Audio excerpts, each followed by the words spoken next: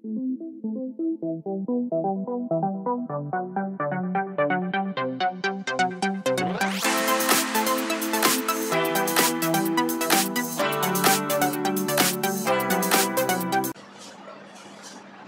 नमस्कार, स्वागत है एक बार फिर से हमारे YouTube चैनल पर। प्यारे बच्चों, आप सबों के बीच एक बार फिर मैं उपस्थित हूँ एक धमाकेदार लेक्चर वीडियो लेकर, जिसमें हम जीव विज्ञान के चैप्टर 2 पौधों और प्राणियों में श्वसन, जो पिछले क्लास में हम पढ़ाया भी है, उसके कुछ वन लाइनर क्वेश्चंस को देखेंगे, साथ ही उसके आंसर पर विस्तार से चर्चा करेंगे। ये लेक्चर काफ़ी महत्वपूर्ण होने वाला है आपके परीक्षा के दृष्टिकोण से, साथ ही विभिन्न प्रकार के कॉम्पिटिटिव एग्जाम में भी काफ़ी यूजफुल होंगे। तो आइए बिना देर किए हुए शुरू करते हैं अपना प्यारा सा वीडियो, जिसमें हम देखेंगे पौधों और प्राणियों में श्वसन से संबंधित एक लाइन के क्वेश्चन, यानी वन लाइनर क्वेश्चन और उनके आंसर। सबसे पहले देखें, कहता है सूर्य प्रकाश ऊर्जा का रूपांतरण किस रासायनिक ऊर्जा के रूप में होता है जो हमारे उपापचय में सीधे प्रयुक्त होता है। ध्यान रखें प्यारे विद्यार्थियों, हम बता रखा है पौधे प्रकाश संश्लेषण प्रक्रिया में ग्लूकोज का निर्माण करते हैं। श्वसन प्रक्रिया में ग्लूकोज को बदला जाता है एटीपी, एडिनोसिन ट्राइफॉस्फेट नामक ऊर्जा में, जिससे हमारे शरीर के अंदर जो भी उपापचयी क्रियाएं होती है संपन्न होती है। तो ध्यान रखेंगे, सूर्य प्रकाश ऊर्जा का रूपांतरण जिस रासायनिक ऊर्जा में होता है श्वसन प्रक्रिया के द्वारा, उसका नाम है एटीपी। पूरा नाम याद रखेंगे, एडिनोसिन ट्राइफॉस्फेट। दूसरा कहता है श्वसन क्रिया किस प्रकार की प्रतिक्रिया है। पूरा पूरी इसमें हम डिस्कस किया है। श्वसन में ग्लूकोज का ऑक्सीकरण होता है और बदले में शरीर को एटीपी के रूप में ऊर्जा मिलती है, यानी मोटा मोटी ये श्वसन जो है उपचयन कह सकते हैं या फिर ऑक्सीकरण की अभिक्रिया है, ध्यान रखेंगे।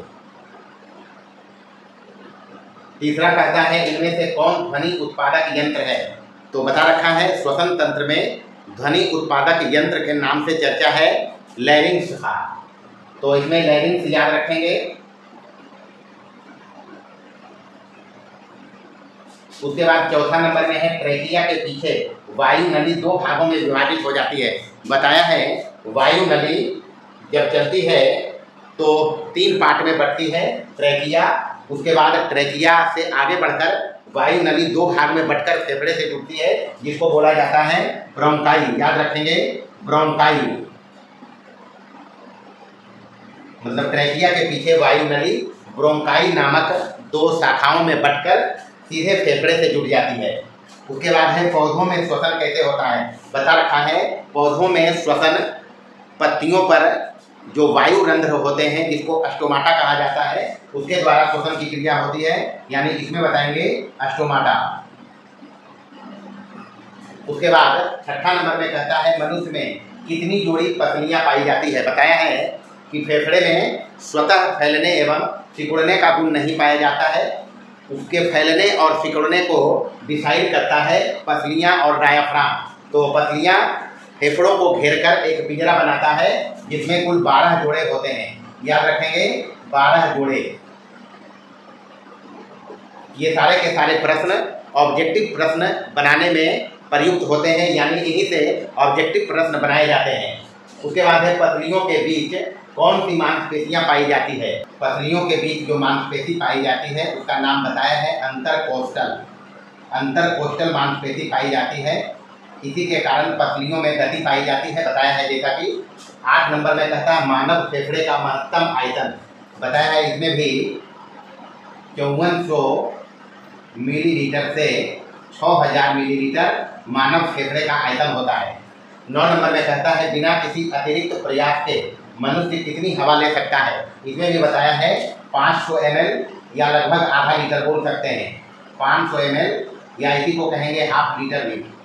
बिना किसी प्रयास के हम आधा लीटर वायु सांस के रूप में ले सकते हैं और छोड़ सकते हैं।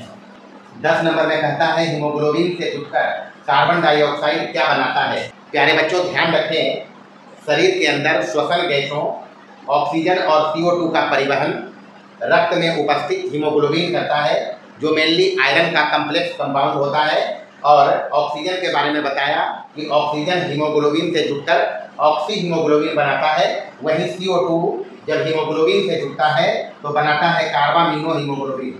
याद रखना है, कार्बामीनो हीमोग्लोबिन।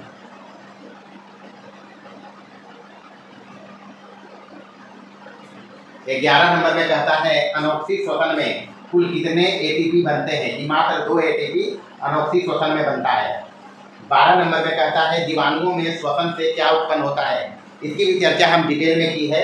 जीवाणुओं में जब श्वसन होता है तो वहाँ बनता है एल्कोहल, CO2 और एटीपी के रूप में ऊर्जा। उसके बाद है जंतुओं में अनोक्सी श्वसन से क्या बनता है? तो यहाँ बनता है लैक्टिक अम्ल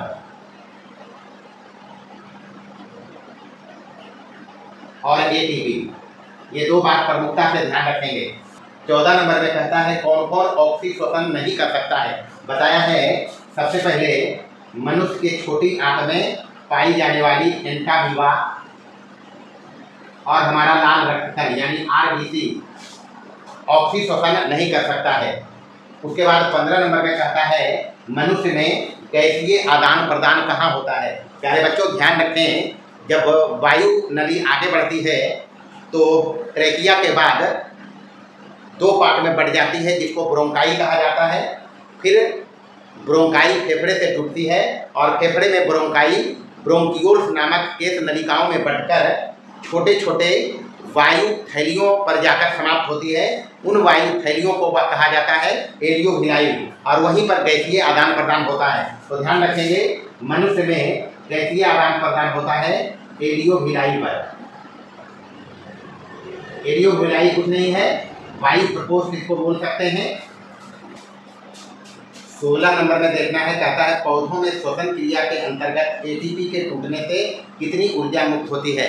बता रखा है पौधों में श्वसन क्रिया के अंतर्गत एटीपी जब टूटता है तो ऊर्जा बनता है 30.5 किलो जूल पर मोल। याद रखेंगे 30.5 किलो जूल पर मोल। 17 नंबर में कहता है मनुष्य के फेफड़े कितने भागों में बटे होते हैं? बता रखा है मनुष्य के फेफड़े में दाएं तरफ 3 पालियां और बाएं तरफ 2 पालियां यानी कुल 5 भागों में बटे होते हैं। ध्यान रखना है मानव फेफड़ा 5 भागों में बटा होता है। उसके बाद 18 नंबर में कहता है श्वसन नली की दीवार चपटी क्यों नहीं होती है? बताया है प्यारे बच्चों कि श्वसन नली में बाहर से उपास्थि के वलय जिसको छल्ला बोला जाता है, उपास्थियों का छल्ला रहता है जो घेर के रखता है, इसलिए चपटी नहीं होती है। ध्यान रखेंगे उपास्थियों के छल्ले के कारण। 19 नंबर में कहता है तिलचट्टे में श्वसन के लिए क्या पाए जाते हैं? मतलब तिलचट्टा में जो श्वसन होता है उसके लिए स्पाइरिकल पाया जाता है। स्पाइरिकल। तिलचट्टे में O2 का परिवहन बताया है ट्रेकिया से। ध्यान रखेंगे ट्रेकिया से O2 का परिवहन होता है तिलचट्टा में। 21 नंबर में कहता है ऑक्सी श्वसन के लिए क्या होना अनिवार्य है? तो ऑक्सी श्वसन के लिए प्यारे बच्चों O2 चाहिए और प्लस माइटोकॉन्ड्रिया, ये दोनों का होना अनिवार्य है, तभी ऑक्सी श्वसन हो सकता है। माइटोकॉन्ड्रिया एवं ऑक्सीजन। 22 नंबर में देखेंगे ग्लाइकोलिसिस कहाँ होती है? बताया है ग्लाइकोलिसिस कोशिका के जीव द्रव में होने वाली प्रक्रिया है। ध्यान रखना है कोशिका के जीव द्रव में। क्रेब्स चक्र होता है माइटोकॉन्ड्रिया में।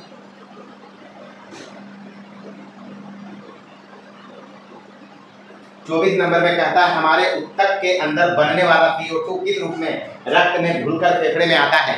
बताया है बाइकार्बोनेट के रूप में HCO3 किस रूप में ये घुलकर रक्त में फेफड़े में पहुंच जाता है। ये 25 नंबर में कहता है एक ग्लूकोज से सामान्यतः कितने एटीपी बन सकते हैं?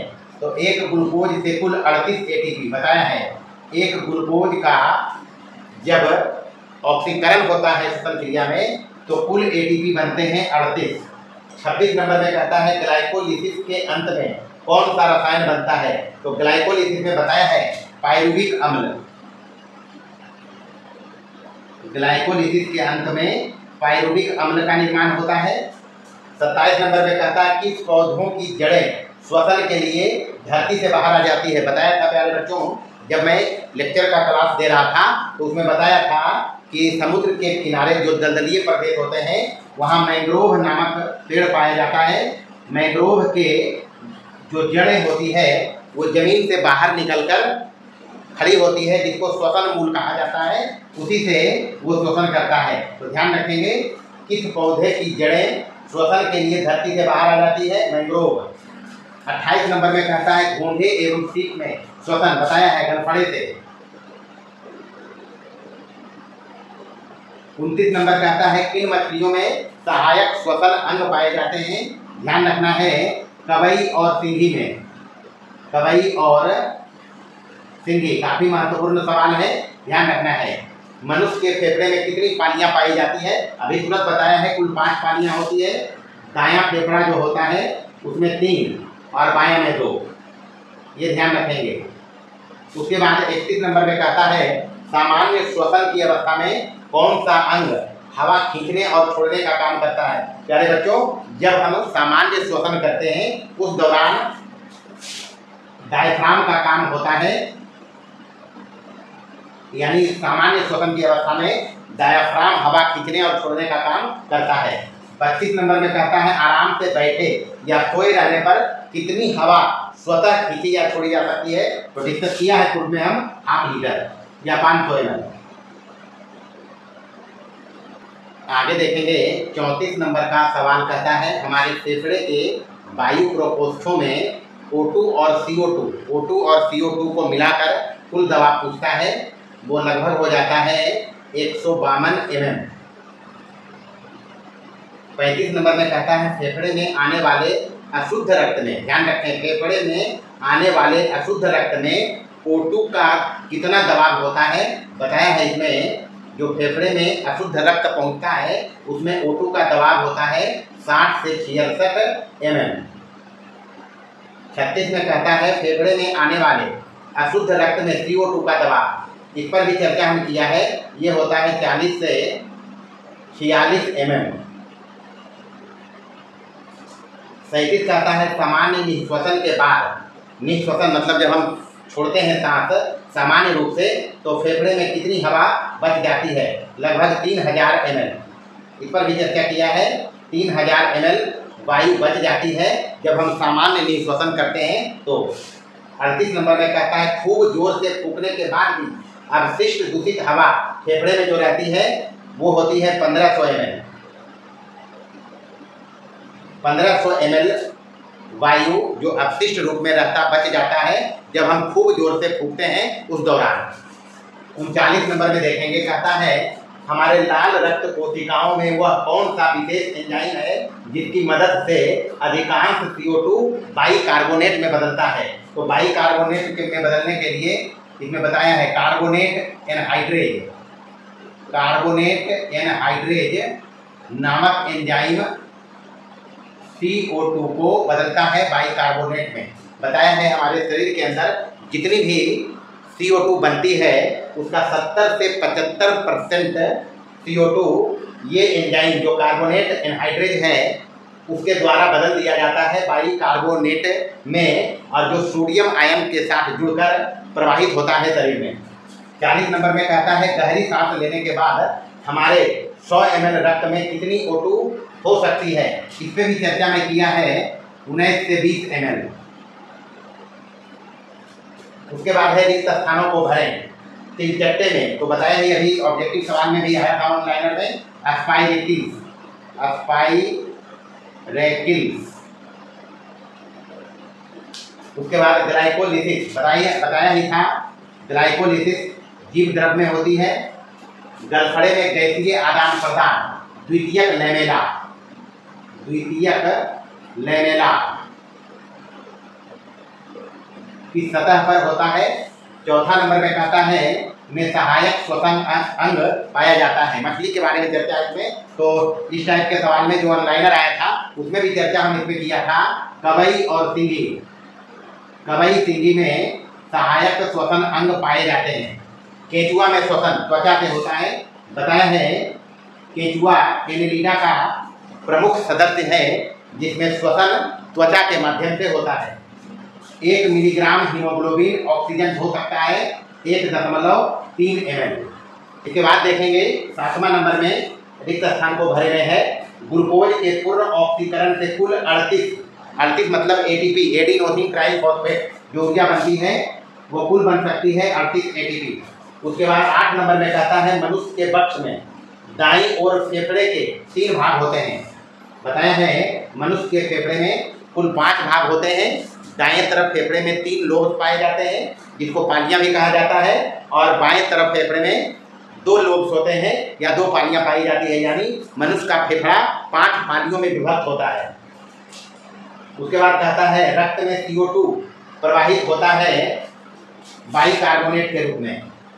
रक्त की चर्चा है, इसमें ध्यान रखेंगे, इसमें कंफ्यूजन हो जाती है। यहाँ चर्चा है रक्त में CO2 बाइकार्बोनेट के रूप में प्रवाहित होता है। उसके बाद जंतुओं में अनौक्सिक श्वसन जब होता है तो बताया है CO2 गैस नहीं बनता है। तो ये था पौधों और प्राणियों से संबंधित वन लाइनर क्वेश्चंस, जिससे वस्तुनिष्ठ एवं रिक्त स्थान भरने वाले सवाल बनते हैं, उसकी चर्चा किया है हम एक्सप्लेनेशन के साथ। प्यारे बच्चों ध्यान रखें, एक बार फिर से मैं रिपीट कर रहा हूँ, एग्जामिनेशन के दृष्टिकोण से जो आप लोग बोर्ड परीक्षा 2026 में देंगे, इस टाइप का सवाल काफ़ी इम्पोर्टेंट होता है, और साथ ही विभिन्न प्रकार के जो कम्पिटिटिव एग्जाम होते हैं उसमें भी ये इम्पोर्टेंस रखते हैं, तो इस पर विशेष ध्यान रखेंगे। प्यारे बच्चों, अगर हमारा लेक्चर पसंद आया हो तो इसको लाइक करें, शेयर करें और हमारे चैनल को सब्सक्राइब करें। धन्यवाद।